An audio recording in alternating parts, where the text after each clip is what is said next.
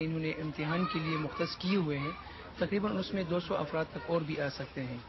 اچھا جی ہاں، تو تقریباً پھر یہ 1000 تک یہاں پر ہم لوگوں کو سما سکتے ہیں۔ تو اگر اوپر کے کمرے بھی خالی کر دیے گئے تو یہ طالبات امتحان کہاں دیں گی؟ نہیں، یہ جو اس وقت نہیں خالی ہوں گے، یہ 19 تاریخ کے بعد یہ خالی ہوں گے۔ 19 تاریخ تک ان کے تمام پرچے، اس کے ساتھ ساتھ ان کے پریکٹیکل وہ سب وہ مکمل ہو جائے گا، تو اس کے بعد پھر یہ اس میں ہم کریں گے۔ اس لیے کہ اگر ان کو خالی کرنا آتا تو ابھی تک یہ خالی کر لیتے، لیکن چونکہ لوگ تو بہت آ رہے ہیں، لیکن ان کے ساتھ انہوں نے دوسری طرف جو ہے وہاں پر انہوں نے کیمپ مقرر کیے ہیں، لوگوں کو ہم وہاں پر منتقل کر لیتے ہیں۔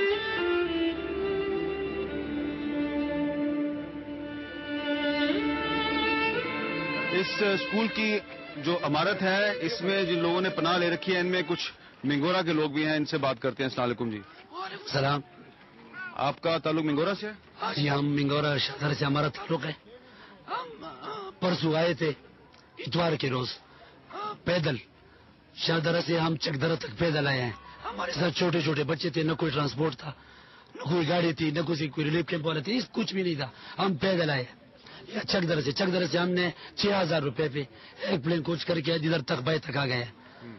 ٹرانسپورٹ والے بہت زیادہ تھی کیا ہمارے ساتھ، اس نے غلط پیدا اٹھایا اس سے کہ یار یہ بے بس بے ساروں کے چاہے تو یہ تھا کہ ہمارے ساتھ کنسیکشن کر دے، اس کے بجائے اس نے ہم سے 2-3 ہزار کے بجائے 6000 لیا، اور دغبائی میں ایسی جگہ اتارا جو نہ آبادی میں تھا، پیدل پھر یہاں آ گئے، اور یہاں یہ ریلیف کیمپ میں کسی نے بتایا تو ہم رات کے وقت کرپی بھی لگی ہوئی تھی بہت۔ آپ بھی منگورا سے آئے؟ ہاں، منگورا سے آئے ہیں ہم سب۔ آپ بھی پیدل آئے ہو؟ ہم پیدل آئے ہیں، ہم منگورا شہر سے آپ پیدل آئے ہیں۔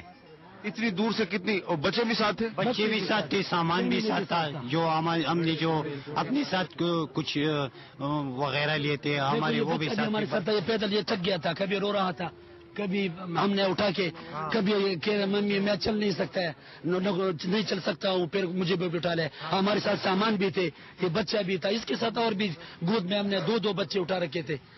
کوئی بچہ ہمارے ساتھ کوئی نہیں تھا کہ ہمارے ساتھ، ہم بھاگ رہے تھے، بس اپنی جان بچا رہے تھے۔ اچھا، اب یہ بتائیں کہ یہ جو کیمپ ہے اس میں آپ آگے ہیں، یہ اسکول کی عمارت ہے، یہاں پہ اب آپ کو کیا کیا چاہیے، کیا ضرورت ہے آپ کی؟ جو حکومت دینا چاہے، جس کی نہیں، حکومت تو آپ کو دے گی، عوام جو ہے، عام لوگ جو ہے وہ آپ کو کیا دیں؟ ہاں، کپڑے ہیں، ہم نے کچھ بھی نہیں لیا، اپنے سے بستر کمبل وغیرہ کچھ بھی نہیں لیا ہم نے۔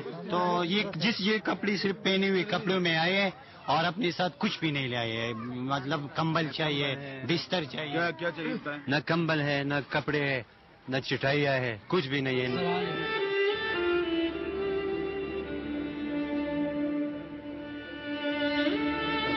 اسسٹنٹ کوآرڈینیشن آفیسر ہوں میں ابھی جس کیمپ میں ہے، یہ مزدور آباد میں۔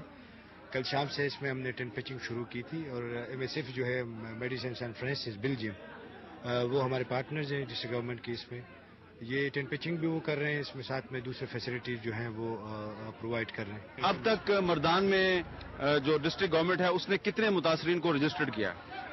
کل تک جو فگر تھی، چونکہ آج کی فگر ہمیں 5 بجے ابھی وہ لوگ رجسٹریشن کر رہے ہیں، تو یہ تو 2,50,000 سے ایکسیڈ کر گئی تھی۔ اس میں ایسی بھی جگہ ہیں جو ابھی رجسٹریشن ان کی ہوگی، اور آج اگر وہ ہم دیکھ لیں تو یہ تعداد 3.5-4 لاکھ کی صرف رجسٹرڈ؟ صرف رجسٹر یہ وہ لوگ ہیں جو ہوسٹ فیملیز کے ساتھ ہیں۔ اس کے علاوہ جو ان رپورٹڈ جو فگر ہے وہ 4-5 لاکھ سے بھی آئی تھنک کہ وہ ایکسیڈ کر گئی ہوگی ابھی تک، صرف مردان میں؟ صرف مردان میں۔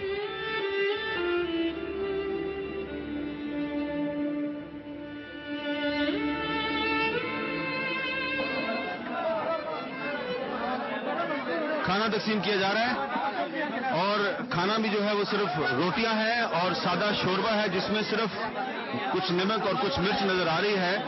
اس قسم کا کھانا جو ہے یہ عام حالات میں پاکستان کے غریب ترین علاقوں کے بازاروں یا ریڑھیوں پر بھی نہیں ملتا، لیکن ان متاثرین کے لیے یہ جو کھانا ہے یہ اس وقت کسی نعمت سے کم نہیں۔ آپ دیکھیں کہ اس بچے کو جو سالن دیا گیا ہے، یہ سالن جو ہے یہ اس میں نہ تو مجھے کوئی گوشت نظر آ رہا ہے، نہ سبزی نظر آ رہی ہے، صرف روٹی ہے اور شوربہ ہے، اور شوربہ جو ہے وہ پتہ نہیں کس چیز کا ہے، اور یقیناً عام حالات میں یہ بچے اس قسم کا کھانا نہیں کھاتے ہوں گے۔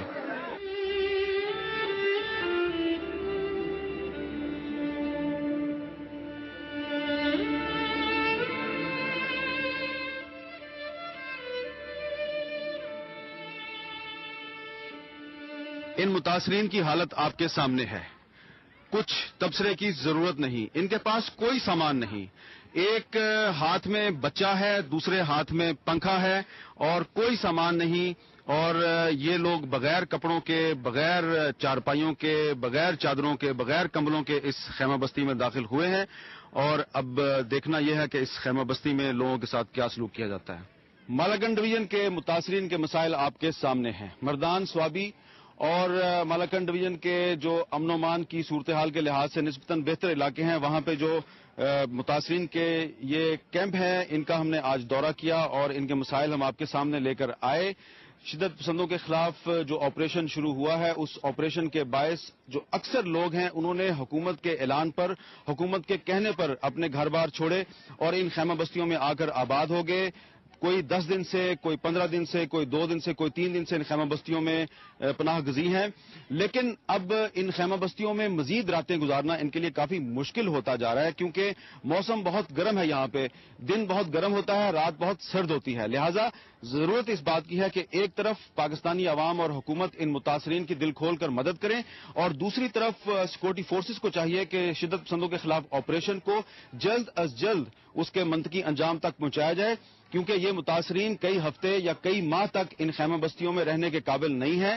اور اگر اگلے چند دنوں میں اس آپریشن کو اس کے منطقی انجام تک نہیں پہنچایا گیا تو پھر یہ جو خیمہ بستیاں ہیں جن کی تعداد دن بدن بڑھتی جا رہی ہے, یہ خیمہ بستیاں پاکستان میں امن و امان کی صورتحال کے لیے ایک بہت بڑا خطرہ بن سکتی ہیں اور شدت پسندی کم ہونے کی بجائے بڑھ بھی سکتی ہے. کیمرامین رضوان مرزا کے ساتھ حامد میر کو تخت بھائی کی اس خیمہ بستی سے اجازت دیجیے. اللہ حافظ.